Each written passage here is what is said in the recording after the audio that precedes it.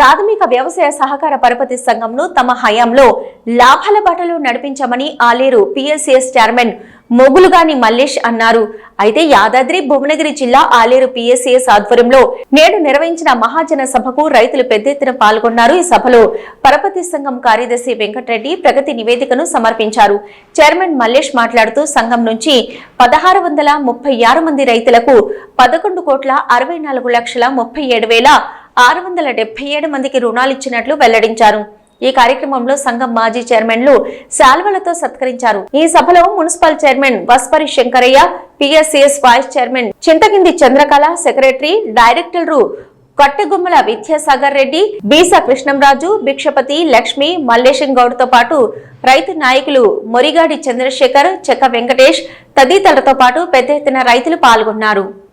సంఘం నుండి ఇచ్చిన పంట రుణములు తీసుకున్న సభ్యులు మొత్తం 1636 మంది టోటల్ గా 20 గ్రామాలలో పంట రుణములు మొత్తం రూపాయలు 11,64,37,677 ఈ డిసెంబర్ 31 నాటికి సంఘం నుండి దీర్ఘకాలిక అప్పులు ఇచ్చిన మనం 178 మందికి 3 ట్రాక్టర్లు, షీప్ డైరీ లోన్లు కూడా మనం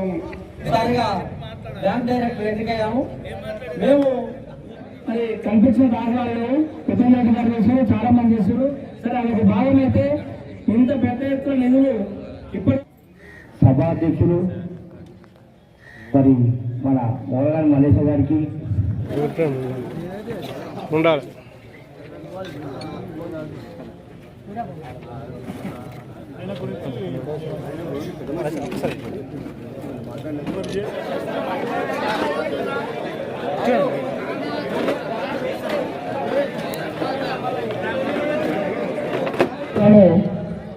మా పాలకవర్గము వచ్చిన కానించెల్లి ఏం పని చేసింది, ఏం చేసేది అనే దాని మీద 2 విషయాలు నేను చెప్పాలనుకుంటున్నాను. మేము మా పాలకవర్గం ఏర్పడినప్పుడు ఈ ఆలయంలో సొసైటీ 2,75,00,000 క్రాప్ లోను ఉండేది. అదేవిధంగా ఎల్టీ లోను 65 లక్షలు ఎల్టీ లోను ఉండేది. మరి పాలకవర్గం ఏర్పడిన తర్వాత మరి రైతులకు ఏదో రకంగా మరి వడ్డీలు లేకుండా మనము క్రాప్ లోన్ ఇప్పించి ఆదుకోవాలనే ఉద్దేశంతో ఈ 4 సంవత్సరాల 10 నెలల కాలంలోనే మేము 2,70,00,000 దాన్ని 11 కోట్ల చిల్లర క్రాప్ లోన్ ఇప్పించడం జరిగింది. ఈ పాలకవర్గంలో ప్రతి గ్రామంలో ఎక్కడ ఏ రైతు అయినా కానీ వాళ్ళకి ఇవ్వాలనే ఉద్దేశంతో మేము 11 కోట్ల చిల్లర మేము క్రాప్ లోన్ ఇప్పించడం జరిగింది. అదేవిధంగా మరి క్రాప్ లోన్ ఇవ్వగానే రైతులకు ఏదో మేలు కాదు, మరి ఎల్టీ లోన్ కూడా ఆవులు కానీ, బర్రెలు కానీ, గొర్రెలు కానీ మరి ఇవన్నీ ఇస్తే చేసుకొని బతికి బాగుపడతారు. కాబట్టి ఆ ఉద్దేశంలోని 8 కోట్ల చిల్లర రూపాయలు ఎల్టీ లోన్ కూడా ఇవ్వడం జరిగింది. ఎందుకంటున్నా అంటే గతంలో 2,70,00,000 ఉన్న క్రాప్ లోను, ఇప్పుడు ఎల్టీ లోను 65 లక్షలు ఉన్న ఆర్బీ లోను ఇవాళ 20 కోట్ల రూపాయలకు ఈ సొసైటీని లోను ఇప్పించడం జరిగింది. అదే కాకుండా ఇంకా అభివృద్ధి కార్యక్రమాలకు చూసుకుంటే మరి 6 నిమిషాలు మా పాలకవర్గం రిస్క్ తీసుకొని కష్టపడి తిరిగి మరి సారాజ్పేటలో 2 ఎకరాల భూమిని ఈ సొసైటీ పేరు మీద సంపాదించింది. ఎన్నడున్నా ఈ సొసైటీకి ఉండేటట్టుగా ఇవాళ 2 ఎకరాల భూమి ఉన్నదంటే మనకు అక్కడ 3 కోట్ల రూపాయల ఆస్తి ఖచ్చితంగా మనకు ఉన్నట్టే. అది ఇక్కడ ఉన్న రైతులందరి ఆస్తి అది. అదే కాకుండా మరి ఈరోజు అక్కడ గోదాము కూడా ఏర్పాటు చేసుకోవడం జరిగింది.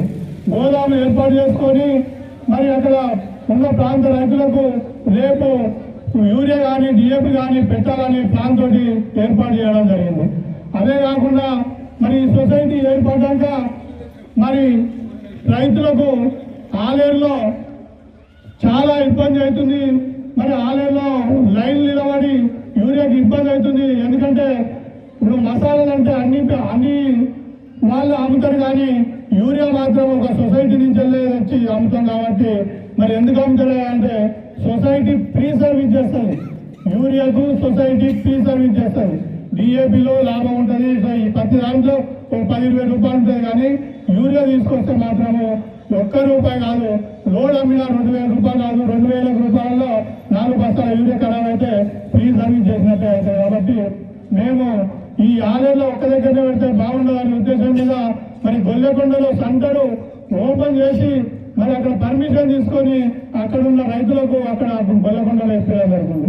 అదే కాకుండా మరి కొల్లూరులో కూడా మరి గోదాముకు కొంచెం ఇబ్బంది అయినా కానీ బిల్డింగ్ మరి ఆ బిల్డింగ్ ను కొంచెం సాఫ్ చేసి అక్కడ కూడా సెంటర్. ఈ 3 సెంటర్లు ఏర్పడిన తర్వాత మేము కొలనుపాక కూడా పెద్దది కొలనుపాకలో కూడా పెట్టాలనే ఆలోచనతోటి ఉన్నాం. కానీ అక్కడ రైతు వేదికలో వాళ్ళు మన రైతులే అక్కడ యూరియా ఫర్టిలైజర్ అమ్ముతారు కాబట్టి అక్కడ పెట్టలేకపోతున్నాం. ఎందుకంటే ఈ 3 ప్రాంతాల్లో పెట్టిరు, మరి అక్కడ ఎందుకు పెట్టలేదు అంటే అక్కడ రైతు వేదికనే ఉన్నది, రైతులే అమ్ముతున్నారు కాబట్టి అక్కడ పెట్టలేకపోయినాము. ఇక్కడ ఈ ప్రాంతంలో యూరియాకు మేము 4.5 సంవత్సరాల నుంచి ఎవరికి ఇబ్బంది కాకుండా రైతులకు ఆదుకునే ప్రయత్నం